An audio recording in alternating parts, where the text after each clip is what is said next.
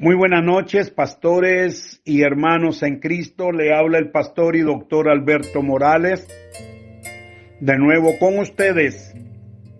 Hoy voy a hablar acerca de un tema muy interesante, y el tema se llama ¿qué es en sí el arrepentimiento? ¿Qué es en sí el arrepentimiento? He seleccionado un texto selecto, como es en el libro de los Hechos, capítulo 3, y el verso 19. Bueno, ¿qué es en sí arrepentimiento? Bueno, la palabra arrepentimiento en el griego es metanoia. ¿Y qué es metanoia? Bueno, metanoia significa cambio de actitud, cambio de modo de pensar o plan de vida.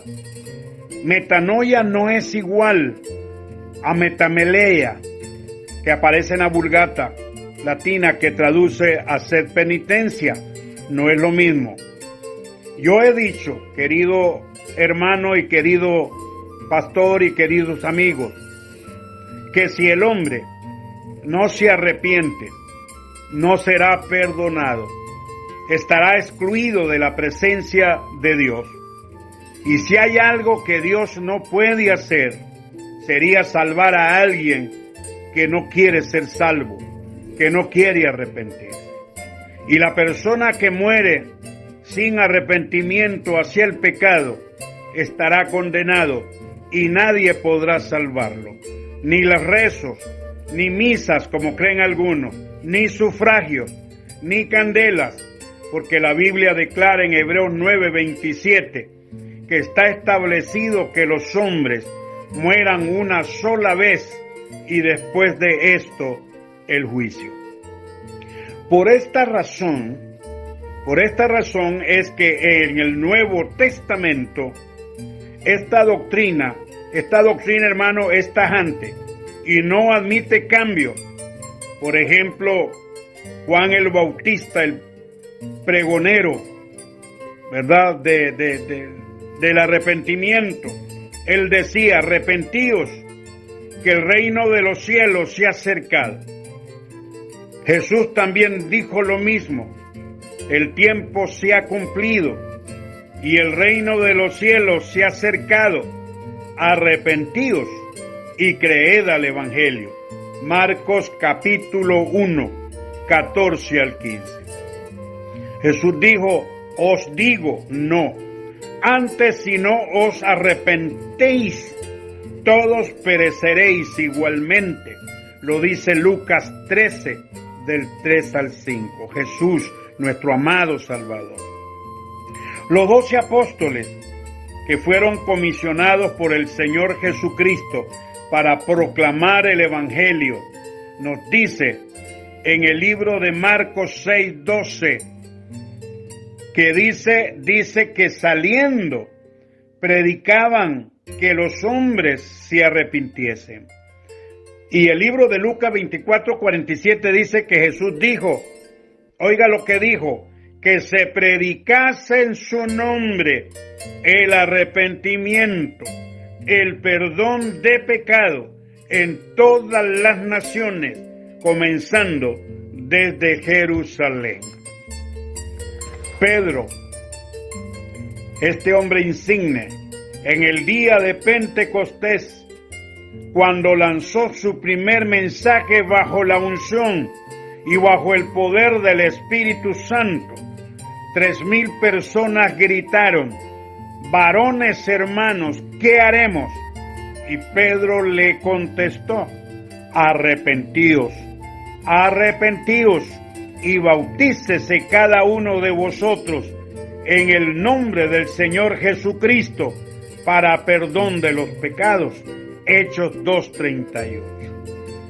El apóstol San Pablo, el apóstol de los gentiles, este hombre que dijo haber recibido el Evangelio por revelación directa de Jesús y no hombre, él dijo lo siguiente en el libro de los Hechos capítulo 17 y el verso 30.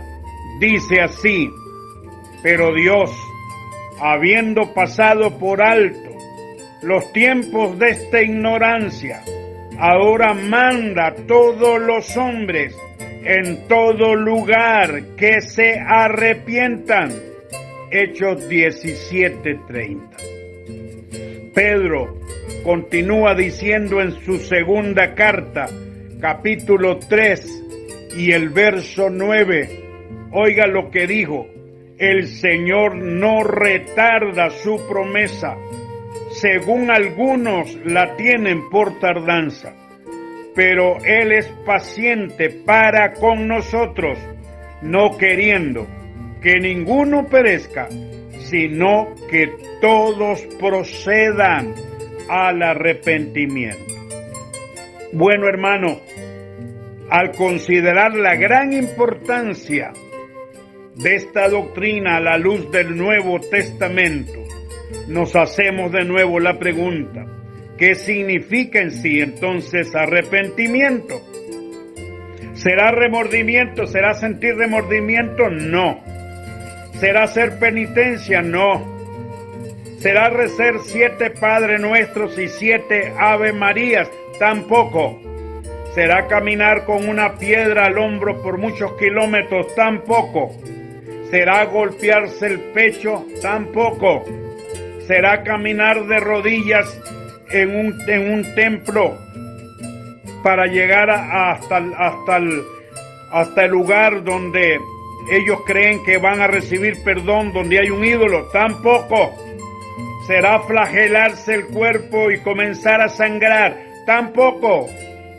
¿Será desesperarse y llorar? Tampoco. Bueno, entonces, ¿qué es en sí el arrepentimiento? Bueno, vamos a enfocar el arrepentimiento verdadero. El arrepentimiento verdadero. Y vamos a distinguirlo en 4 elementos importantes que se dan en el arrepentimiento. Si se da el primero y no se da el segundo, no es arrepentimiento. Si se da el tercero, hasta ahí llega, no es arrepentimiento. Tiene que haber 4 elementos esenciales. El primer elemento tiene que ver con la inteligencia, o sea, la razón, la mente. El hombre tiene que reconocer sus pecados, tiene que reconocer sus errores, tiene que reconocer sus maldades, reconocer sus pecados. Y la palabra griega por reconocer los pecados es epignosis amartía, que significa reconocimiento del pecado o reconocer el pecado. Y nos dice la palabra de Dios a través de Osea, dijo: andaré, dijo el Señor, y volveré a mi lugar hasta que reconozcan su pecado. Epignosis amartía, reconocimiento del pecado. Oseas 5:15. El profeta Jeremías, el profeta llorón, que así le llaman, dijo: reconocemos, oh Jehová, nuestra impiedad, la iniquidad de nuestros padres, porque contra ti hemos pecado. Reconocemos nuestros pecados. Epignosis amartía. Jeremías 14:20. El salmista David, el dulce cantor de Israel, después de haber cometido el pecado de adulterio con Betsabé y haber asesinado a su esposo, dijo esto: porque yo reconozco mis rebeliones, dijo él, y mi pecado está siempre delante de mí. Contra ti solo he pecado y he hecho lo malo delante de tus ojos. Oiga bien, epignosis amartía, porque yo reconozco. Epignosis amartía, el Salmo 51, 3 al 4. El hijo pródigo, allá en la provincia lejana, alejado de su padre, él llegó a una condición de miseria. Llegó a la miseria de estar en un chiquero, apacentando puercos, andando con andrajos y sintiendo hambre. Él dijo estas palabras en Lucas 15:17. ¿Cuántos jornaleros en casa de mi Padre tienen abundancia de pan y yo aquí perezco de hambre?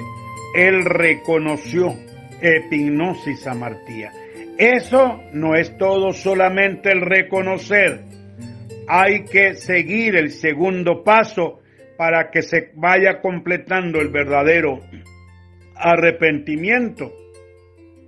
El segundo elemento, amado hermano, amado pastor, tiene que ver con la parte emotiva y es sentir tristeza cuando usted ha pecado, tristeza por haber pecado contra Dios.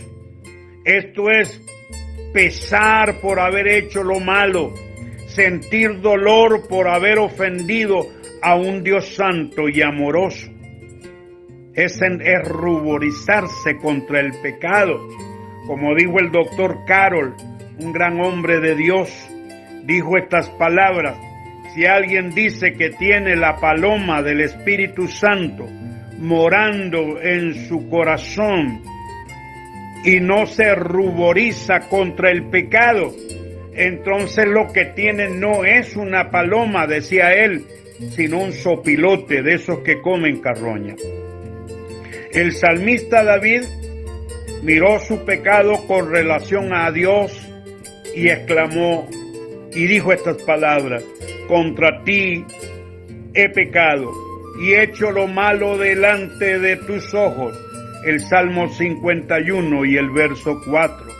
Qué lindo, hermano, cuando oye una persona con lágrimas en sus ojos que puede decir: Señor, soy un pecador y me duele haberte ofendido. Me duele en mi corazón haber hecho lo malo delante de tus ojos. Perdóname, me arrepiento por lo que hice y aquí estoy, Señor, rendido a tus pies. Esa es la tristeza que produce salvación, que dice Pablo en 2 de Corintios 7 del 9 al 10. Tristeza profunda por haber ofendido a Dios. En el original griego se lee lupe katateo, tristeza según Dios.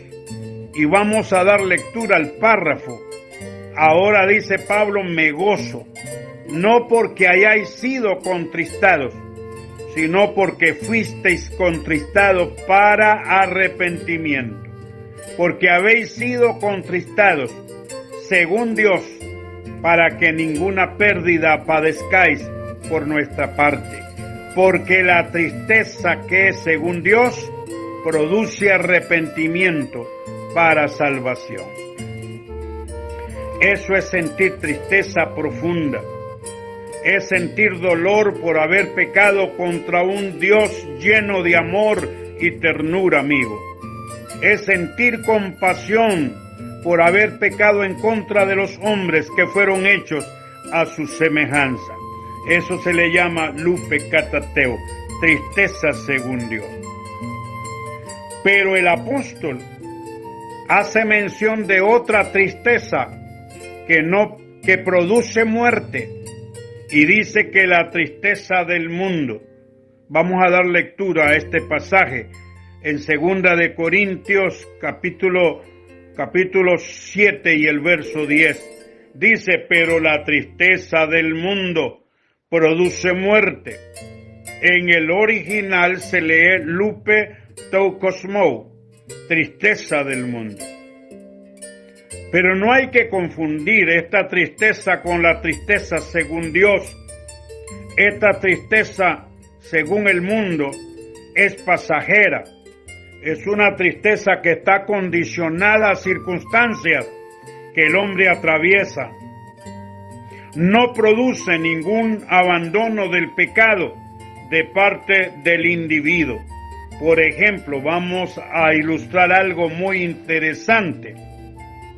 Por ejemplo, los tripulantes de un barco transatlántico iban fumando jugando a las cartas, bailando, tomando licor, hablando palabras obscenas, y de un momento a otro se escucha una voz de alerta que dice: pasajeros, el barco se está hundiendo, no hay forma de escapar. Entonces un silencio sepulcral comenzó a sentirse. El que fumaba dejó caer el puro o la pipa al piso, y el que jugaba a la baraja o a las cartas tiró las cartas, y el que tomaba dejó caer la botella de licor, y el que bailaba dejó a la nena, y la música dejó de escucharse. El que hablaba palabras obscenas dejó de pronunciarlas. Silencio, solo existe un silencio de muerte. Todos de rodillas comenzaron a encomendarse a Dios, y comenzó a escucharse el lloro y lamento de la gente. Señor, perdónanos. Señor, ayúdanos. Señor, perdona nuestros pecados. Santo Dios, ayúdanos. Y yo diría, hermano, pastor y hermanos, que si el barco se hubiese hundido, cualquiera hubiera dicho: se salvaron. Pero no fue así. De nuevo se volvió a escuchar la voz en los parlantes: señores, no sientan tristeza, el peligro pasó. Todos estamos a salvo, vamos a llegar al puerto. El que había tirado las cartas comenzó a recogerlas. El que había tirado la botella de licor la volvió a recoger. El que hablaba palabras obscenas dijo palabras obscenas y maldijo. El que bailaba comenzó a decir: ¿dónde está la muchacha para seguir bailando? Y todos dijeron: ¡música, maestro! La pregunta que yo me hago, hermanos, ¿estaban arrepentidos? No. Era una tristeza circunstancial, como cuando hay un terremoto, todo el mundo busca a Dios, todo el mundo clama al Señor, pero cuando pasa el terremoto, todo el mundo vuelve a sus pecados. Como cuando alguien está sin trabajo y sin dinero, llega a la iglesia pidiendo misericordia, que oren por él, pero cuando tiene todo se olvida de Dios. Como cuando alguien tiene familias enfermas, triste y llorando, dicen: Señor, ayúdanos. Todo el mundo está triste, pero cuando se sana, todo el mundo se olvida de Dios. Todos buscan a Dios, pero cuando le pasa la situación se olvidan de Dios. Eso es un arrepentimiento nada más circunstancial. Ahora, vamos a ver algo muy interesante. El tercer elemento tiene que ver con la actitud volitiva del individuo. Es el abandono del pecado. Esto es romper con él, no seguir practicando. No solo es sentir tristeza, es abandonarlo. Dice el libro de Isaías 55:7, deje el impío su camino, y el hombre inicuo sus pensamientos, y vuélvese a Jehová, el cual tendrá de él misericordia, el Dios nuestro, el cual será amplio en perdonar. En el libro de Proverbios 28:13 dice el Señor: el que encumbre su pecado no prosperará, mas el que lo confiesa y se aparta alcanzará misericordia. Esto es precisamente no volver a hacer lo que usted antes estaba haciendo como ofensa a Dios. Yo recuerdo que cuando estaba pequeño teníamos un cerdo en la casa, un marrano, y también tenía un gato muy bonito, muy lindo, blanco. El marrano se gozaba en el cieno inmundo y dormía y ahí roncaba. Y yo le decía, mamá, pero ¿por qué el cerdo ronca y se siente tranquilo y duerme ahí en el barro sucio, inmundo? Y me dijo, porque eso es su naturaleza. Pero el gato pasaba ahí mismo, pero él no quería llenarse de ese lodo nauseabundo. Pero un día, como travesura de niño, lo tiré al fango, pero el gato no se quedó ahí. El gato salió inmediatamente y se perdió por 3 días. A los 3 días el gato regresó y yo dije, lo vuelvo a echar otra vez ahí, porque yo quiero saber por qué él no duerme ahí con el cerdo. Cosas de niño. ¿Y saben qué pasó? El gato nunca más volvió a pasar por el mismo sitio. Eso es precisamente lo que Dios quiere. Cuando usted ha cometido un pecado, nunca más volverlo a cometer, porque si no sería usted un practicante. Y la Biblia declara que el que practica el pecado es del diablo. Pero hay algunas personas que tienen excusas con relación al pecado. Dicen algunos, bueno, el diablo siempre me agarra. Hermano, fue una flaqueza. Otros dicen, todavía Dios no me ha tocado. Y así, excusas. Hermano amado, es un abandono del pecado, no volverlo a hacer.